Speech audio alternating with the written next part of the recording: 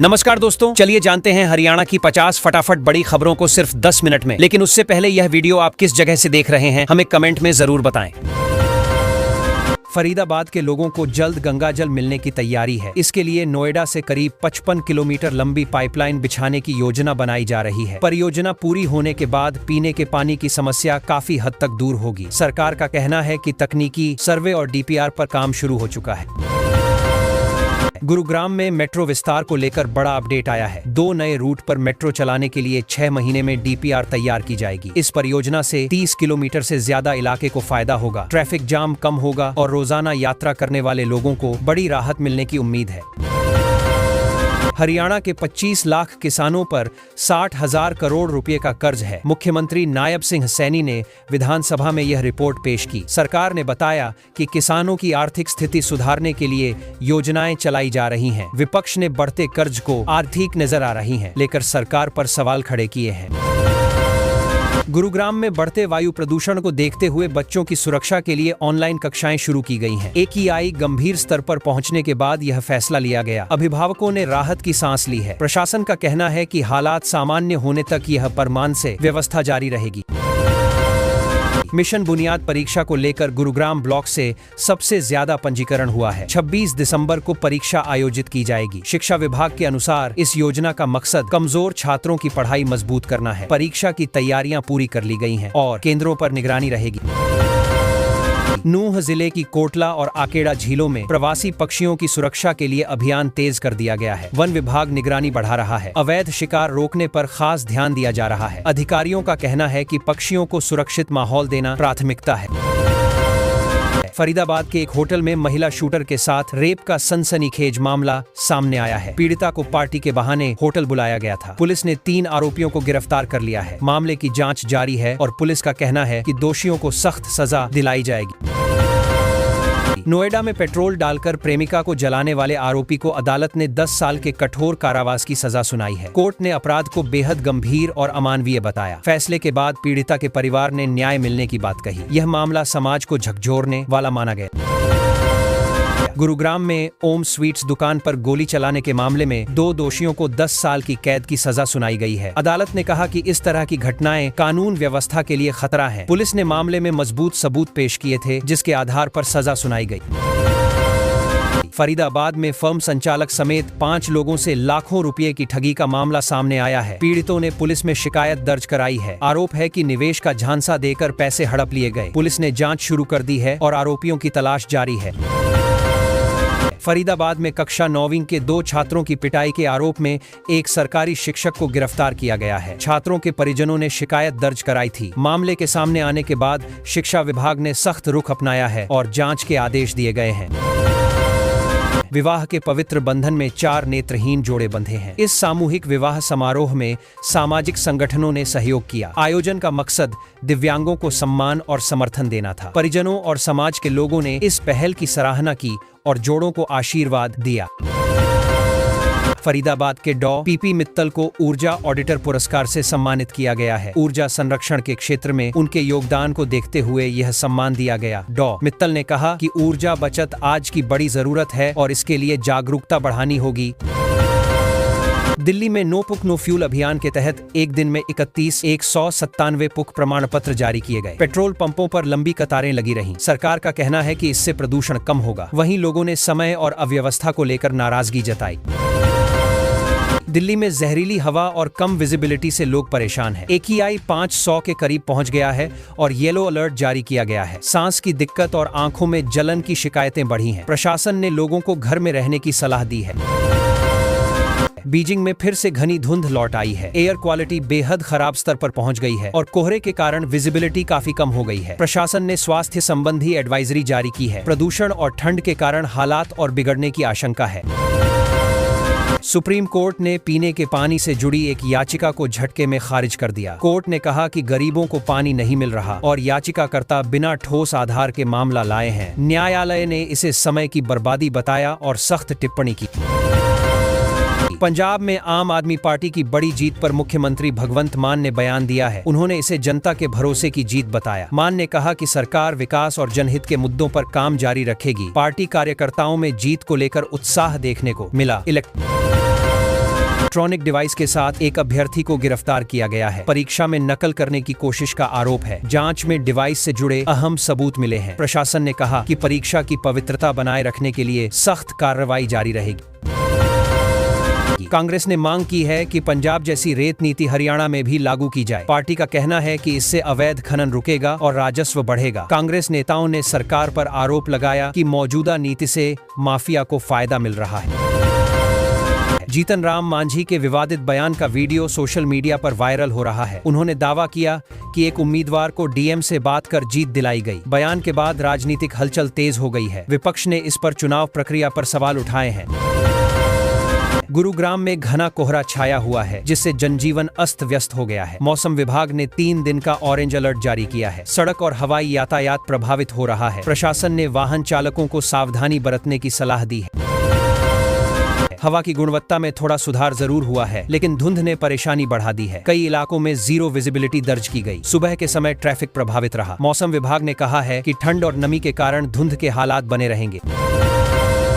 गुरुग्राम में 2 अलग अलग घटनाओं में महिला समेत 2 लोगों ने आत्महत्या कर ली। पुलिस ने शवों को पोस्टमार्टम के लिए भेजा है। शुरुआती जांच में घरेलू और व्यक्तिगत कारण सामने आ रहे हैं। पुलिस मामले की हर एंगल से जांच कर रही है। ईडी ने ASL के 2 पूर्व निदेशकों के खिलाफ अभियोजन शिकायत दर्ज कराई है। मामला वित्तीय अनियमितताओं से जुड़ा बताया जा रहा है। एजेंसी का कहना है कि जांच में गंभीर सबूत मिले हैं। आगे की कार्रवाई अदालत के निर्देश के अनुसार की जाएगी। हरियाणा सरकार अब राशन वितरण में आंखों की पहचान वाली तकनीक लागू करने जा रही है। नई पोस्ट मशीनों से लाभार्थी की पहचान होगी। सरकार का कहना है कि इससे फर्जी राशन रुक जाएगा और सही लोगों को पूरा अनाज मिलेगा। व्यवस्था को पारदर्शी बनाने की तैयारी है। केंद्रीय मंत्री ने जानकारी दी कि हरियाणा में बीते 3 साल में 8,193 श्रमिक परिवारों को मनरेगा के तहत काम मिला। सरकार का कहना है कि इससे ग्रामीण इलाकों में रोजगार बढ़ा है और मजदूरों को अपने ही गांव में काम मिला। हरियाणा सरकार ने नई भर्ती प्रक्रिया शुरू की है। चयन के लिए एक 100 अंकों की परीक्षा होगी और एक अतिरिक्त टेस्ट भी देना होगा। सरकार का कहना है कि इससे योग्य उम्मीदवारों का चयन होगा और भर्ती में पारदर्शिता बनी रहेगी। ग्रुप जॉटसी चालक सेवा नियमों को लेकर सरकार ने 2025 का प्रारूप तैयार किया है। इस पर कर्मचारियों और आम लोगों से सुझाव मांगे गए हैं। सरकार चाहती है कि नियम बनाते समय सभी पक्षों की राय शामिल की जाए। हरियाणा में लिंगानुपात सुधारने के लिए सरकार ने लक्ष्य तय किया है कि आंकड़ा 920 तक पहुंचे। इसके लिए जागरूकता अभियान चलाए जा रहे हैं। सरकार का कहना है कि बेटियों को सम्मान और बराबरी दिलाना प्राथमिकता है। हांसी को 193 साल बाद दोबारा जिले का दर्जा मिला है। अब वहां नए सरकारी दफ्तर, अफसर और सुविधाएं मिलेंगी। लोगों को उम्मीद है कि इससे विकास तेज होगा और छोटे कामों के लिए दूर नहीं जाना पड़ेगा। हरियाणा विधानसभा का शीतकालीन सत्र 22 दिसंबर तक चलेगा। इस दौरान कई अहम मुद्दों पर चर्चा होगी। विपक्ष सरकार से सवाल पूछेगा और सरकार अपने फैसलों और नीतियों का जवाब सदन में देगी। अरावली की पहाड़ियों में डबल टनल बनाने की योजना तैयार की गई है। इस टनल से एक साथ 2 ट्रेनें गुजर सकेंगी। पलवल, नूंह और सोनीपत की कनेक्टिविटी बेहतर होगी और सफर का समय काफी कम होगा। राशन व्यवस्था को मजबूत करने के लिए हरियाणा में 4000 नए डिपो खोले जाएंगे। इससे लोगों को दूर नहीं जाना पड़ेगा और भीड़ भी कम होगी। सरकार का दावा है कि गांव और शहर दोनों जगह राशन वितरण ज्यादा आसान और सुचारू हो जाएगा। पलवल के पातली खुर्द गांव में लुवास का पशु विज्ञान केंद्र बनाया जाएगा। इससे पशुपालकों को नई तकनीक, प्रशिक्षण और इलाज की सुविधा मिलेगी। सरकार का मानना है कि इससे पशुपालन से जुड़ी आय बढ़ेगी। नए जिले की घोषणा करना आसान होता है, लेकिन जमीन पर उतारना मुश्किल। दफ्तर, स्टाफ, बजट और इमारतों की कमी सबसे बड़ी समस्या होती है। जब तक यह सब पूरा नहीं होता, लोगों को पूरा लाभ नहीं मिल पाता। सोनीपत में मोहनलाल बडौली ने कहा कि शिक्षा, खेल और संस्कार से ही देश का भविष्य मजबूत बनता है। उन्होंने युवाओं से अपील की कि पढ़ाई के साथ खेल और नैतिक मूल्यों पर भी ध्यान दें। जींद में स्वास्थ्य कर्मियों ने अपनी लंबित मांगों को लेकर काले बिल्ले लगाकर टीकाकरण किया। उन्होंने कहा कि सेवा जारी रहेगी, लेकिन जब तक मांगे पूरी नहीं होंगी, विरोध भी चलता रहेगा। हरियाणा में ठंड और कोहरे से जनजीवन प्रभावित है। 8 जिलों में घनी धुंध छाई हुई है। मौसम विभाग ने कहा है कि अगले दिन भी ठंड बनी रहेगी, इसलिए लोगों को सावधानी बरतने की जरूरत है।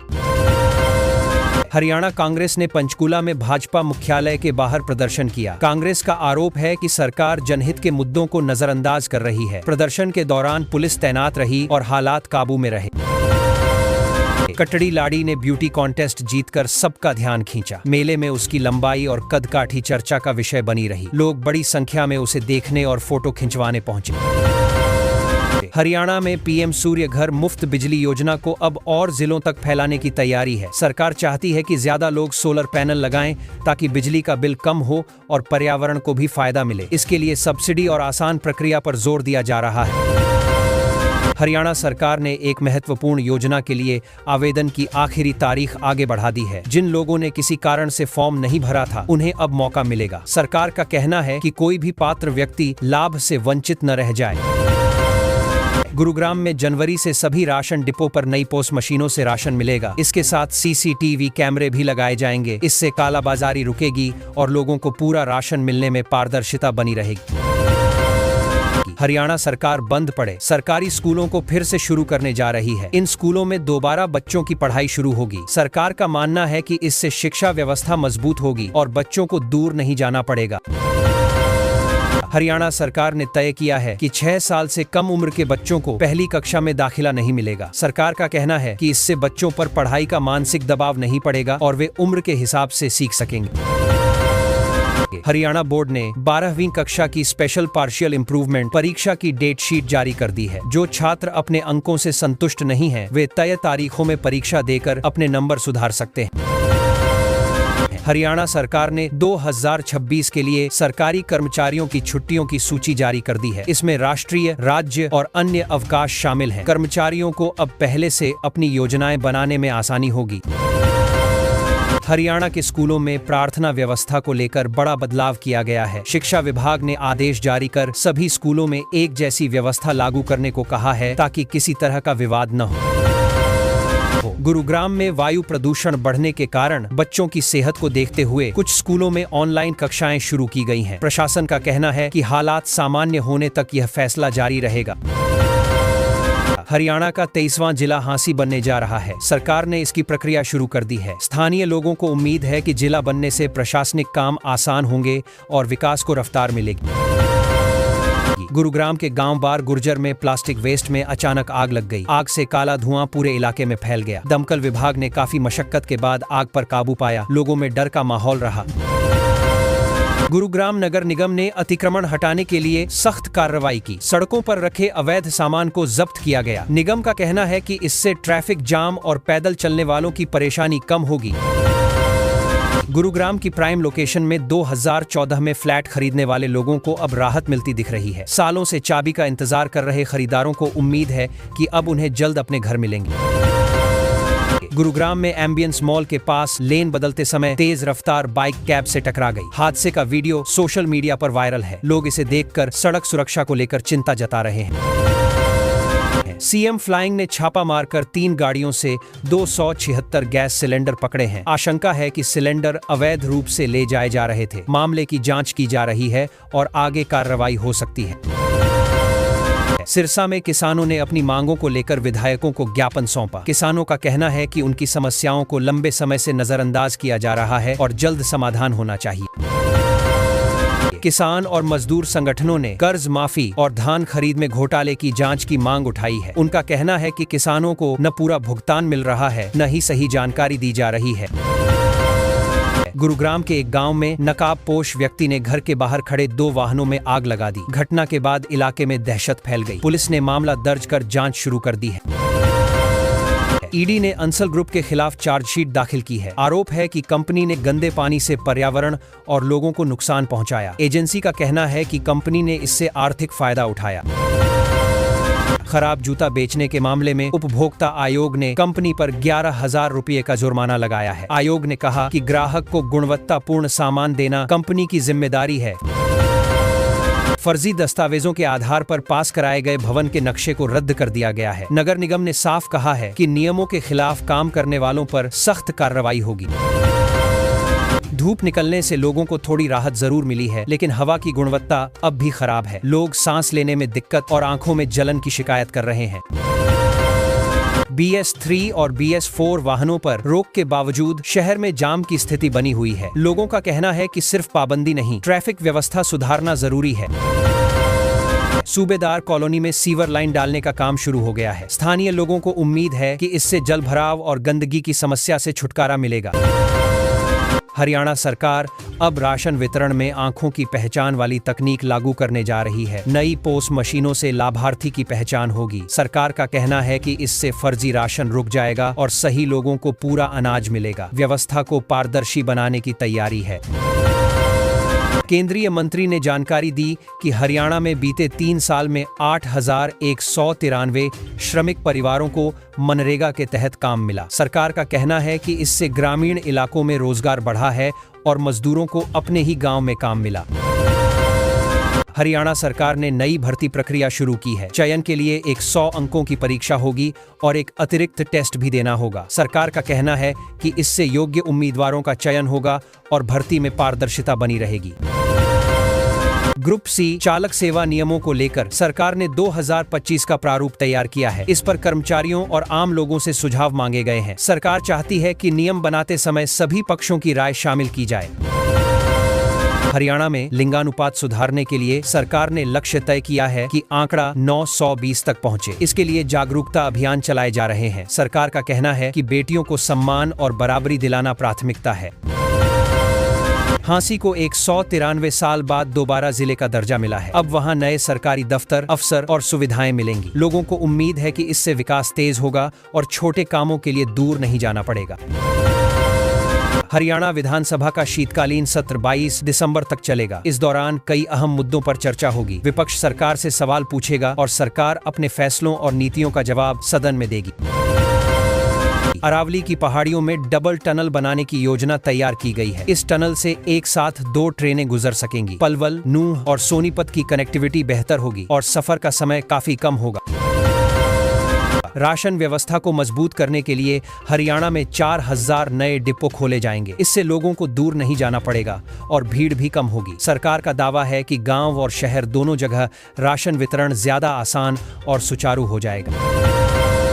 पलवल के पातली खुर्द गांव में लुवास का पशु विज्ञान केंद्र बनाया जाएगा। इससे पशुपालकों को नई तकनीक, प्रशिक्षण और इलाज की सुविधा मिलेगी। सरकार का मानना है कि इससे पशुपालन से जुड़ी आय बढ़ेगी।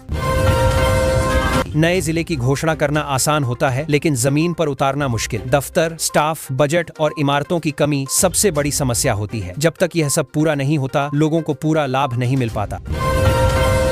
सोनीपत में मोहनलाल बडौली ने कहा कि शिक्षा, खेल और संस्कार से ही देश का भविष्य मजबूत बनता है। उन्होंने युवाओं से अपील की कि पढ़ाई के साथ खेल और नैतिक मूल्यों पर भी ध्यान दें।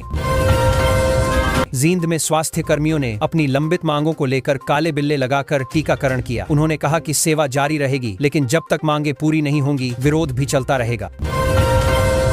हरियाणा में ठंड और कोहरे से जनजीवन प्रभावित है। 8 जिलों में घनी धुंध छाई हुई है। मौसम विभाग ने कहा है कि अगले दिन भी ठंड बनी रहेगी, इसलिए लोगों को सावधानी बरतने की जरूरत है।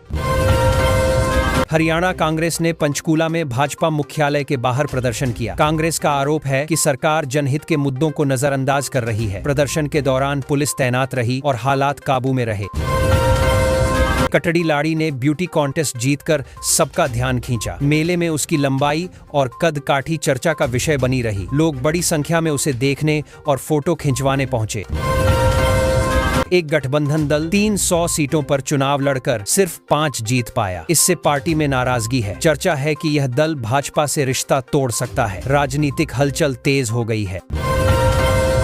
गुरुग्राम में ट्रैफिक दबाव कम करने के लिए 2 चरणों में जमीन अधिग्रहण होगा। सरकार का कहना है कि नए रास्ते बनने से जाम की समस्या घटेगी और लोगों का रोजाना सफर आसान हो जाएगा। सीएम नायब सैनी ने गुरुग्राम में 16 में से 12 मामलों का समाधान किया। उन्होंने कहा कि सरकार मौके पर समस्याएं सुलझा रही है। साथ ही कांग्रेस पर आरोप लगाया कि वह सिर्फ राजनीति कर रही है। कृषि विज्ञान केंद्र गुरुग्राम ने मशरूम उत्पादन पर 5 दिन का प्रशिक्षण दिया। किसानों को बताया गया कि कम लागत में अच्छी आमदनी कैसे हो सकती है। कई किसानों ने इसे भविष्य का अच्छा विकल्प बताया। गुरुग्राम में किसानों को परेशान करने वाले पैक्स प्रबंधक के खिलाफ सीएम ने जांच के आदेश दिए हैं। सरकार ने साफ कहा है कि किसानों के साथ किसी तरह की लापरवाही बर्दाश्त नहीं की जाएगी। स्कूल वैन के आगे फॉर्च्यूनर लगाकर छात्र को धमकाने वाले 4 युवक पकड़े गए हैं। नकली बंदूक दिखाकर डराया गया था। पुलिस ने कहा कि बच्चों की सुरक्षा से खिलवाड़ करने वालों पर सख्त कार्रवाई होगी। नोटों से भरी कार के साथ एक पीएसओ पकड़ा गया है। आरोप है कि उसने मालिक को 50 लाख का नुकसान पहुंचाया। वह हिमाचल में बागान लगाना चाहता था, लेकिन मामला सामने आ गया। गुड़गांव में 5 करोड़ के घर की तस्वीरें सोशल मीडिया पर वायरल हैं। अंदर का शानदार नजारा देखकर लोग हैरान हैं। कई लोग मजाक में कह रहे हैं कि ऐसा घर देखने के बाद पैसे कमाने का जोश बढ़ जाता है। सेंट्रल बैंक ऑफ इंडिया ने अपने 115वें स्थापना दिवस पर वॉकाथॉन आयोजित की। कर्मचारियों और आम लोगों ने हिस्सा लिया। आयोजन का मकसद स्वास्थ्य के प्रति जागरूकता और फिटनेस का संदेश देना था। भारतीय कंपनी मिलाग्रो ने नए मानव रूप रोबोट लॉन्च किए हैं। कंपनी का दावा है कि ये रोबोट कई कामों में मदद करेंगे। इसे देश के तकनीकी क्षेत्र में एक बड़ी उपलब्धि माना जा रहा है। हरियाणा में पीएम सूर्य घर मुफ्त बिजली योजना को अब और जिलों तक फैलाने की तैयारी है। सरकार चाहती है कि ज्यादा लोग सोलर पैनल लगाएं ताकि बिजली का बिल कम हो और पर्यावरण को भी फायदा मिले। इसके लिए सब्सिडी और आसान प्रक्रिया पर जोर दिया जा रहा है। हरियाणा सरकार ने एक महत्वपूर्ण योजना के लिए आवेदन की आखिरी तारीख आगे बढ़ा दी है। जिन लोगों ने किसी कारण से फॉर्म नहीं भरा था, उन्हें अब मौका मिलेगा। सरकार का कहना है कि कोई भी पात्र व्यक्ति लाभ से वंचित न रह जाए। गुरुग्राम में जनवरी से सभी राशन डिपो पर नई पोस्ट मशीनों से राशन मिलेगा। इसके साथ सीसीटीवी कैमरे भी लगाए जाएंगे। इससे कालाबाजारी रुकेगी और लोगों को पूरा राशन मिलने में पारदर्शिता बनी रहेगी। हरियाणा सरकार बंद पड़े सरकारी स्कूलों को फिर से शुरू करने जा रही है। इन स्कूलों में दोबारा बच्चों की पढ़ाई शुरू होगी। सरकार का मानना है कि इससे शिक्षा व्यवस्था मजबूत होगी और बच्चों को दूर नहीं जाना पड़ेगा। हरियाणा सरकार ने तय किया है कि 6 साल से कम उम्र के बच्चों को पहली कक्षा में दाखिला नहीं मिलेगा। सरकार का कहना है कि इससे बच्चों पर पढ़ाई का मानसिक दबाव नहीं पड़ेगा और वे उम्र के हिसाब से सीख सकेंगे। हरियाणा बोर्ड ने 12वीं कक्षा की स्पेशल पार्शियल इंप्रूवमेंट परीक्षा की डेटशीट जारी कर दी है। जो छात्र अपने अंकों से संतुष्ट नहीं हैं, वे तय तारीखों में परीक्षा देकर अपने नंबर सुधार सकते हैं। हरियाणा सरकार ने 2026 के लिए सरकारी कर्मचारियों की छुट्टियों की सूची जारी कर दी है। इसमें राष्ट्रीय, राज्य और अन्य अवकाश शामिल हैं। कर्मचारियों को अब पहले से अपनी योजनाएं बनाने में आसानी होगी। हरियाणा के स्कूलों में प्रार्थना व्यवस्था को लेकर बड़ा बदलाव किया गया है। शिक्षा विभाग ने आदेश जारी कर सभी स्कूलों में एक जैसी व्यवस्था लागू करने को कहा है ताकि किसी तरह का विवाद न हो। गुरुग्राम में वायु प्रदूषण बढ़ने के कारण बच्चों की सेहत को देखते हुए कुछ स्कूलों में ऑनलाइन कक्षाएं शुरू की गई हैं। प्रशासन का कहना है कि हालात सामान्य होने तक यह फैसला जारी रहेगा। हरियाणा का 23वां जिला हांसी बनने जा रहा है। सरकार ने इसकी प्रक्रिया शुरू कर दी है। स्थानीय लोगों को उम्मीद है कि जिला बनने से प्रशासनिक काम आसान होंगे और विकास को रफ्तार मिलेगी। गुरुग्राम के गांव बार गुर्जर में प्लास्टिक वेस्ट में अचानक आग लग गई। आग से काला धुआं पूरे इलाके में फैल गया। दमकल विभाग ने काफी मशक्कत के बाद आग पर काबू पाया। लोगों में डर का माहौल रहा। गुरुग्राम नगर निगम ने अतिक्रमण हटाने के लिए सख्त कार्रवाई की। सड़कों पर रखे अवैध सामान को जब्त किया गया। निगम का कहना है कि इससे ट्रैफिक जाम और पैदल चलने वालों की परेशानी कम होगी। गुरुग्राम की प्राइम लोकेशन में 2014 में फ्लैट खरीदने वाले लोगों को अब राहत मिलती दिख रही है। सालों से चाबी का इंतजार कर रहे खरीदारों को उम्मीद है कि अब उन्हें जल्द अपने घर मिलेंगे। गुरुग्राम में एम्बियंस मॉल के पास लेन बदलते समय तेज रफ्तार बाइक कैब से टकरा गई। हादसे का वीडियो सोशल मीडिया पर वायरल है। लोग इसे देखकर सड़क सुरक्षा को लेकर चिंता जता रहे हैं। सीएम फ्लाइंग ने छापा मारकर 3 गाड़ियों से 276 गैस सिलेंडर पकड़े हैं। आशंका है कि सिलेंडर अवैध रूप से ले जाए जा रहे थे। मामले की जांच की जा रही है और आगे कार्रवाई हो सकती है। सिरसा में किसानों ने अपनी मांगों को लेकर विधायकों को ज्ञापन सौंपा। किसानों का कहना है कि उनकी समस्याओं को लंबे समय से नजरअंदाज किया जा रहा है और जल्द समाधान होना चाहिए। किसान और मजदूर संगठनों ने कर्ज माफी और धान खरीद में घोटाले की जांच की मांग उठाई है। उनका कहना है कि किसानों को न पूरा भुगतान मिल रहा है, न ही सही जानकारी दी जा रही है। सरकार ने हरियाणा में बाजरा किसानों के लिए बड़ा पैसा जारी किया है। करीब 380 करोड़ रुपए किसानों के खाते में भेजे गए हैं। सरकार चाहती है कि किसान प्राकृतिक खेती की तरफ जाएं ताकि लागत कम हो और जमीन भी खराब न हो। इससे किसानों की आमदनी बढ़ने की उम्मीद है। सरकार ने अच्छे नंबर लाने वाले एसएससी छात्रों के लिए नई सौगात दी है। अब जो छात्र पढ़ाई में अच्छा प्रदर्शन करेंगे उन्हें आर्थिक मदद और सुविधाएं मिलेंगी। इसका मकसद यही है कि कमजोर वर्ग के बच्चे भी बिना रुकावट आगे पढ़ सकें। महिलाओं की सामाजिक सुरक्षा को मजबूत करने के लिए कर्मचारी राज्य बीमा निगम काम कर रहा है। इससे महिलाओं को इलाज, मातृत्व लाभ और दूसरी सुविधाएं मिलेंगी। अधिकारियों का कहना है कि इससे कामकाजी महिलाओं का भरोसा सिस्टम पर और बढ़ेगा। सरकार की योजनाओं और विकास कार्यों के तहत विधायक और मेयर ने करीब 6.5 करोड़ रुपए के कामों का शिलान्यास किया है। इन पैसों से सड़क, पानी और दूसरी बुनियादी सुविधाओं को बेहतर किया जाएगा ताकि लोगों की रोजमर्रा की दिक्कतें कम हों। अब शिक्षा से जुड़ी एक घटना सुनो। हरियाणा के राज्यपाल जब पंचकूला के एक सरकारी स्कूल पहुंचे तो उन्होंने क्लास में बच्चों की सीटों की संख्या पूछ ली। हैरानी की बात यह रही कि टीचर इसका सही जवाब नहीं दे पाए, जिस पर सवाल खड़े हो गए। कांग्रेस और बीजेपी की राजनीति पर बहस तेज है। एक लेख में कहा गया है कि बीजेपी को युवा नेताओं को आगे बढ़ाना आता है, जबकि कांग्रेस अभी भी उम्रदराज नेताओं पर टिकी है। सवाल यही उठाया गया कि क्या पार्टी को अब पीढ़ी बदलाव की जरूरत है। बीजेपी ने कांग्रेस पर आरोप लगाया है कि उसकी भाषा और बयान बेहद आपत्तिजनक हो गए हैं। वोट चोरी रैली में पीएम मोदी को लेकर दिए गए बयान पर बीजेपी ने कड़ी आपत्ति जताई है और कहा है कि इस तरह की राजनीति देश के लिए ठीक नहीं है। गुरुग्राम में ईडी ने छापेमारी कर बड़ी कार्रवाई की है। इस दौरान करीब 33 लाख रुपए कैश और कई डिजिटल उपकरण बरामद किए गए। जांच एजेंसी मनी लॉन्ड्रिंग से जुड़े मामलों की गहराई से जांच कर रही है। मनी लॉन्ड्रिंग केस में ईडी ने प्रोबो कंपनी पर शिकंजा कस दिया है। एजेंसी ने करीब 117 करोड़ रुपए से ज्यादा की संपत्ति कुर्क कर ली है। अधिकारियों का कहना है कि ये कार्रवाई जांच के आधार पर की गई है। मौसम ने भी गुरुग्राम में अचानक करवट ली है। सीजन का पहला घना कोहरा छा गया, जिससे विजिबिलिटी 100 मीटर से भी कम हो गई। सुबह सुबह लोगों को ड्राइविंग में काफी परेशानी का सामना करना पड़ा। स्वास्थ्य विभाग ने एस्टेयर गार्डन सोसाइटी से पेयजल के नमूने लिए हैं। शिकायत थी कि पानी की गुणवत्ता ठीक नहीं है। जांच के बाद रिपोर्ट आएगी और उसी आधार पर आगे कार्रवाई होगी। शहर में यातायात सिग्नलों की चाबियां चोरी हो गई हैं। इससे कई जगह ट्रैफिक व्यवस्था बिगड़ गई है। पुलिस मामले की जांच कर रही है और दोषियों की तलाश जारी है। गुरुग्राम में एक बुजुर्ग से ठगी का मामला सामने आया है। ठग ने खुद को बैंक कर्मचारी बताकर 24,000 रुपए उड़ा लिए। पुलिस लोगों से अपील कर रही है कि ऐसे फोन कॉल से सावधान रहें। ग्रैब 4 की पाबंदियां लागू होने के बावजूद निर्माण कार्य जारी है। नियमों का खुलेआम उल्लंघन हो रहा है, जिससे प्रदूषण और बढ़ रहा है। लोग प्रशासन से सख्त कार्रवाई की मांग कर रहे हैं। सोशल मीडिया पर एक अजीब विज्ञापन वायरल हो रहा है। एक शख्स ने लिंक्डइन पर फुल टाइम गर्लफ्रेंड के लिए ऐड डाला है। लोगों ने मजाक में पूछा कि सैलरी कितनी दोगे। बख्तावर चौक की सर्विस रोड को संवारने की तैयारी शुरू हो गई है। सड़क की हालत खराब होने से लोग परेशान थे। अब मरम्मत होने से ट्रैफिक और सफर दोनों आसान होने की उम्मीद है।